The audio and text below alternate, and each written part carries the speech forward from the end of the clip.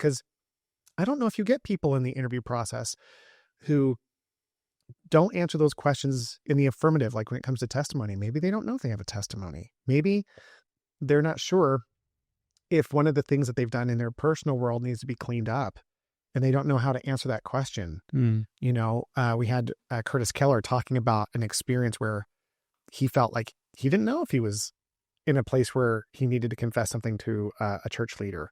So he just took the advantage to clean his closet, as he says. And the church leader said, no, you didn't. Then church leader never said, no, you didn't need to bring this. The church leader said, I'm so glad you brought it, because regardless of like, there's no degree of like, well, this definitely, it's like, no, it's about how we reconcile things with the Savior and just having the space to be able to talk about it. So that intent thing is such a big deal for me, because it's like, do you want to like be obedient?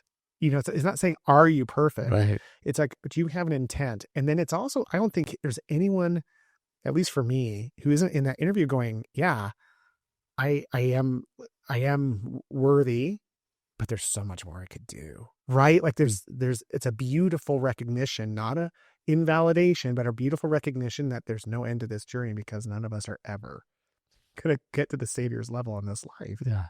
So, yeah. You brought up something about parents and thinking about kids that are preparing. And it made me think of something that often happens with me with the younger kids who are moving in that might be of use to some parents. So please, maybe a quick little side. It's kind of fun, actually. You know, I'm going through these questions, and one that often hangs up some of these pure kids is, do you obey the law of chastity? Yeah.